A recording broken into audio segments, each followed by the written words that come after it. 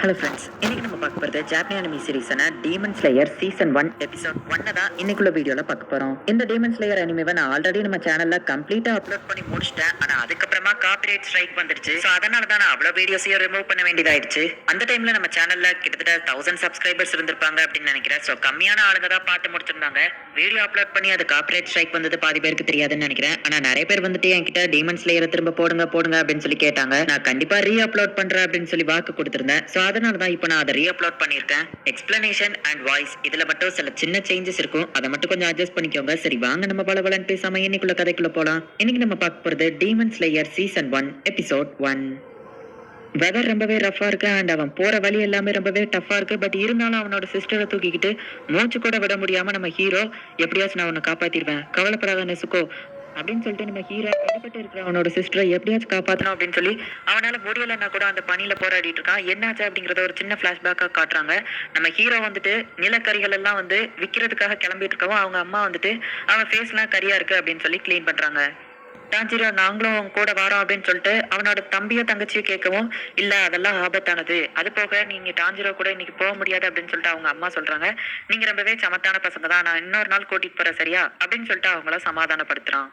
நம்ம ஹீரோ டான்ஜிரோக்கு இன்னொரு தம்பியும் இருக்கான். அவனை மரத்துண்டுகள் எல்லாம் வெட்டிவே ஓகேவா அப்படின்னு சொல்லவும், சரி ஓகே பண்றேன், நீங்க கூட இருந்தா நல்லா இருக்கும் அப்படிங்கும். சமத்து பையன் அப்படின்னு சொல்லிட்டு இவன் கொஞ்சம் தான். உடனே அவங்க கிண்டல் பண்ணி விளையாண்டுட்டு இருக்காங்க. சரி ஓகே அப்படின்னு சொல்லிட்டு இப்ப அவனை வழி அனுப்பி வைக்கிறாங்க. நம்ம டான்ஜிரோட சிஸ்டர் நெசுகோ வந்துட்டு அப்பா இருந்ததுக்கு அப்புறம் எல்லாரும் ஒன்னியா தான் நம்பி இருக்காங்க, நீ எல்லாரையும் பொறுப்பா பாத்துக்கிட்டு எல்லாரும் ஒன்னதான் நம்பி இருக்கோம் அப்படின்னு சொல்லிட்டு இப்ப அவளும் அவனை வழி அனுப்பி வைக்கிறா. இவங்க கிட்ட அந்த அளவுக்கு வசதி இல்லைனாலுமே இவங்க லைஃப் ஏதோ ஹாப்பியா தான் போயிட்டு இருக்கு. பட் ஆனா எல்லா நேரத்துலயும் அந்த ஹாப்பி இருக்கிறது இல்ல அப்படின்னு சொல்லிட்டு நம்ம டான்ஜிரோ இப்ப டவுனுக்குள்ள போயிட்டு அவன் கொண்டு வந்திருக்க அந்த நிலக்கரி எல்லாத்தையும் ஒவ்வொருத்தங்கிட்டயா போய் வேணுமா அப்படின்னு சொல்லி கேட்டு விற்கிறதுக்கு பாக்குறான். இவ்வளவு கடுமையான பனிப்பொழிவுலயும் வந்திருக்கே அப்படின்னு சொல்லி ஒரு பொம்பளை கேட்கறா. இங்க பார்த்தா ஒரு ஹஸ்பண்ட் வந்துட்டு என்ன காப்பாத்து டான்ஜிரோ அப்படின்னு சொல்றான். இதை நான் தான் உடச்சேன்னு சொல்றா. பார்த்து சொல்லு அப்படிங்கும். அதை ஸ்மெல் பண்ணிட்டு இதுல கேட் ஸ்மெல் வருது, இதுக்கு காரணம் கேட் தான் அப்படின்னு சொல்றான். இன்னொருத்த வந்து டான்ஜிரோட்ட ஹெல்ப் கேட்கறான். ஒரு வழியா நம்ம டான்ஜிரோ எல்லா நிலக்கரியுமே வித்துட்டான். பட் ஆனா ரொம்பவே லேட் நைட் ஆயிடுச்சு அப்படின்னு ஒரு ஆள், இப்ப நீ இந்த இடத்துக்கு போகாத, ரொம்பவே ஆபத்து, டீமன்ஸ் எல்லாம் வருவாங்க, சோ நைட் நீங்க தங்கிட்டு காலையில போ அப்படின்னு சொல்றான். அந்த ஆளு ரொம்பவே கம்பல் பண்ணி கூப்பிட்டதுனால நம்ம டான்ஜிரோவும் சரி ஓகே அப்படின்னு சொல்லிட்டு அவன் வீட்டுல சாப்பிட்டுட்டு இப்ப தூங்குறதுக்கு ரெடி ஆகுறான். அம்மா நீங்க சொன்னீங்களே டீமன்ஸ் அப்படின்னு சொல்லிட்டு அப்படின்னு சொல்லி கேட்கவும், ஆமா அதுங்க எல்லாம் மனுஷங்களே சாப்பிடும் அப்படின்னு சொல்லவும், அப்ப நம்ம வீட்டுக்குள்ள இருந்தாலும் அது வந்துருமா அப்படின்னு கேட்கவும், கவலைப்படாத, டீமன் ஸ்லேயர்ஸ் நம்மளை வந்து காப்பாத்துவாங்க அப்படின்னு சொல்லிட்டு அந்த ஆள் சொல்றான். இவர் ஐயோ பாவம் ரொம்பவும் தனிமையில இருக்கிறதுனால டீமன்ஸ் அப்படின்னு சொல்லிட்டு பயந்துட்டு இருக்காரு. அப்படிலாம் எதுவும் கிடையவே கிடையாது. ஆனா என்னோட பாட்டி சின்ன வயசுல இந்த மாதிரி கட்டுக்கதைகள் எல்லாம் எனக்கு சொன்ன ஞாபகம் இருக்கு அப்படின்னு அவன் அதை ஒரு பெரிய விஷயமா எடுத்துக்கல. இப்ப அடுத்த நாள் காலையில ஆகுது, அவன் அவனோட வீட்டுக்கு கிளம்புறான். இவனுக்கு ஸ்மெல் நல்லாவே தெரியும் அப்படிங்கிறதுனால அவன் வீட்டுக்கிட்ட நெருங்கவுமே ஏதோ ஒரு பிளட் ஸ்மெல் வருது, அதாவது ரத்த ஸ்மெல் வருது. அவன் போய் பார்த்தா அவனுக்கு ஒரு பெரிய ஷாக்கு. நெசுக்கோ வாசல்ல ரத்தத்தோட படுத்து கிடக்குறா. அவன் உள்ள போய் பார்த்தா அவனுக்கு இன்னும் பெரிய ஷாக்கு. அவன் குடும்பமே ரத்த வெள்ளத்துல மதக்குது. உடனே இப்ப பார்த்தா அவன் வந்துட்டு அந்த நெசுகோ அப்படிங்கிற பொண்ணை வந்துட்டு தூக்கிட்டு ஓடிட்டு இருக்கான். அந்த நெசுகோ அப்படிங்கிறவன் மட்டும்தான் வந்துட்டு ஏதோ கொஞ்சம் உயிரோட இருக்கா. மத்த ஃபேமிலி மெம்பர்ஸ் எல்லாருமே இறந்து போயிட்டாங்க. எதனால எப்படி ஆச்சு? ஒருவேளை கரடி ஏதாச்சும் வந்து எப்படி பண்ணிடுச்சா? நான் மட்டும் கொஞ்சம் முன்னாடியே இந்த இடத்துக்கு வந்திருந்தோம்னா இவங்க எல்லாரையும் காப்பாத்தி இருந்திருக்கலாமே, என்னால மூச்சு கூட விட முடியல, இன்னும் ரொம்ப தூரம் போனோம் அப்படின்னு நம்ம கஷ்டப்பட்டு ஓடிட்டு இருக்கான். இந்த நெசுகோ என்னடானா பேய் மாரி மாதிரிதான்.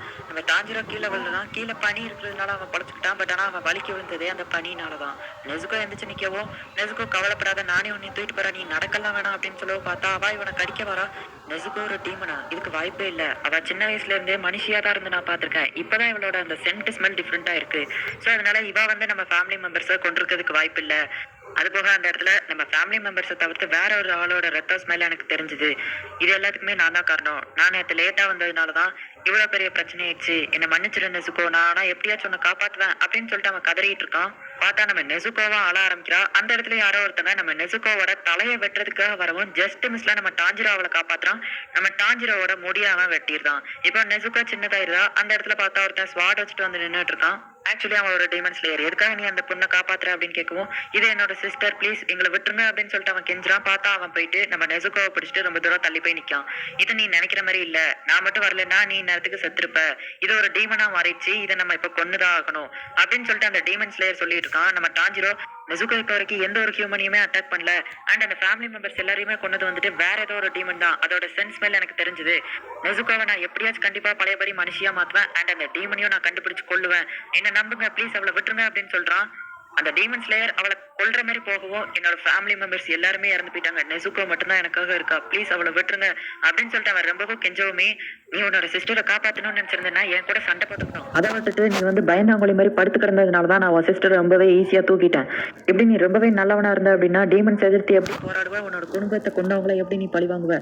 ஒருவேளை அந்த டீமன்ஸ் எல்லாத்துக்கும் உன்னோட சிஸ்டரை எப்படி திரும்ப மனுஷியா மாத்துறதுன்னு தெரிஞ்சிருந்தாலுமே நீ இவ்வளவு இறக்கமுள்ளவனா இருந்தேன்னா அதுங்கெல்லாம் உன்னை கொண்டுட்டு ஈஸியா போயிட்டே இருக்குங்க. நீ முதல்ல எதிர்த்து சண்டை போடணும் அப்படின்னு அந்த டீமன் ஸ்லேயர் கோவமா பேசினாலுமே எனக்கு தெரியும் நீ உன்னோட ஃபேமிலி மெம்பர்ஸ் எல்லாத்தையும் இழந்துட்டு நிக்கிற.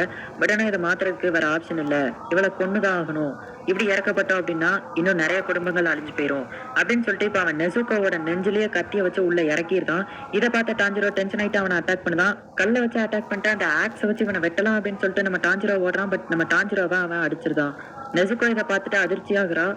டாஞ்சிரோவோட கையில ஆக்சுவலா பார்த்தா அது பறந்து வருது. இவன் தலை ஜஸ்ட் மிஸ் ஆகுது. ஆக்சுவலி நம்ம டாஞ்சிரோ என்னடான்னா கல்லை தூக்கி போடும்போதே அதே சேம் டைமிங்ல ஆக்ஸை தூக்கி போட்டிருக்கான்.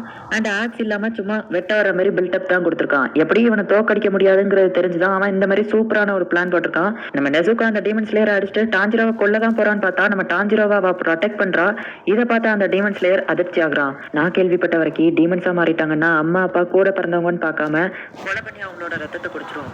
இந்த நெசுக்கோ இவ வந்து ரொம்பவே டயர்டா இருப்பா. இவளுக்கு ரத்தம் தேவைப்படும். அப்படி இருந்துமே அவ டாஞ்சிரோவை ப்ரொடெக்ட் பண்றா.